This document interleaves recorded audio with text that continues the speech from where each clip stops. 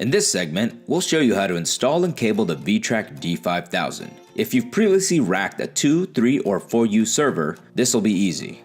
The VTrak D5000 series comes with everything you need for rack mounting your unit. Inside the box, you'll find a 1.5 meter power cord, a sliding rail assembly and associated hardware for rack mounting, and the quick start guide.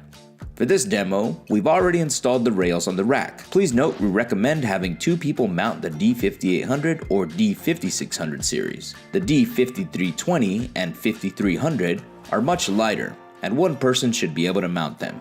Now that we've racked the D5800, let's install a JBOD expansion chassis.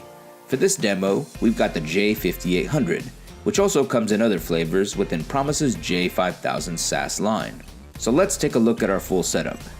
We've got the VTrak D5800 RAID head, a VTrak J5800 JBOD, a 10 gigabit optical Ethernet switch, a 1 gigabit Ethernet switch for management, and a 1U server that contains a 10 gigabit SFP Plus Ethernet HBA PCI card to take advantage of iSCSI and NAS performance. So now, let's take a look at the VTrak D5000 interconnects and LED indicators. For this demo, we're showing the D5800 model that offers 10 gigabit Ethernet and optional 10 gigabit fiber channel interfaces with dual controllers, each featuring 2 10 gigabit Ethernet SFP Plus ports.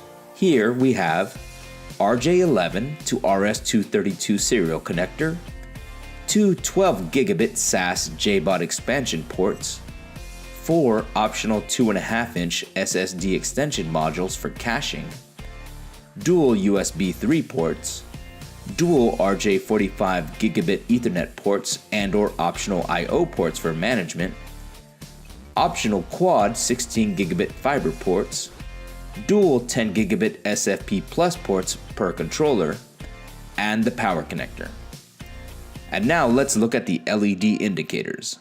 SAS expansion status LEDs, fiber channel port speed status LEDs for either 4 gigabit, 8 gigabit, or 16 gigabit, BBU status LED, dirty cache LED, controller status LED, and password reset switch.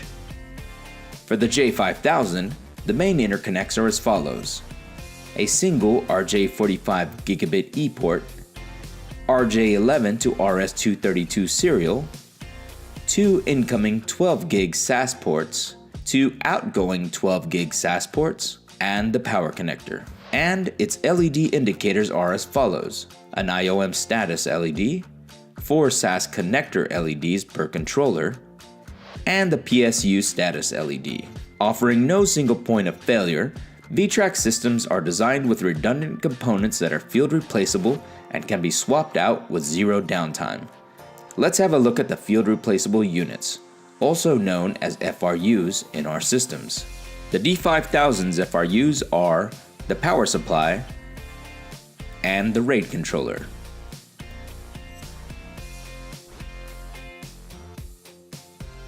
The J5000's FRUs are the power supply and the IOM controller. Now let's get started with the cabling of our system. For this demo, we're cabling with the 10 gigabit SFP Plus switch. We're not showing the 16 gigabit fiber channel or the 10 gigabit copper versions. You can refer to the quick start guide if using those.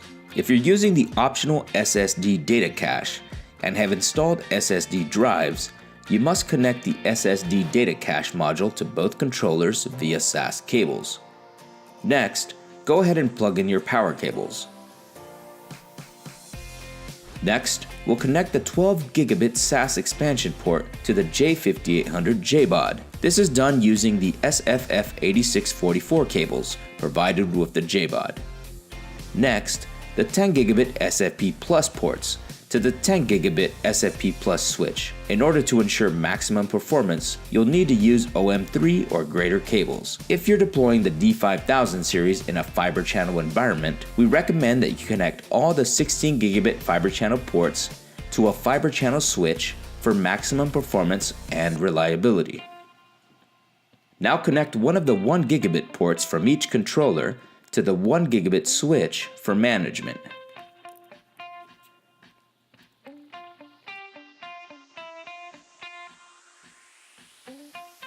cabling is now complete. You can start the VTrak D5000 and J5000 expansion in proper order. JBOD first, followed by the VTrak D5000. Allow 4 to 5 minutes for the units to boot. There are LED indicators on the front and back of the VTrak D5000 that provide current status. When the heartbeat LED is green, we're ready to manage the VTrak D5000 from the web management interface. Your system hardware and cabling is now complete. In our next video, we'll cover initial software setup between the VTrak D5000 and a client.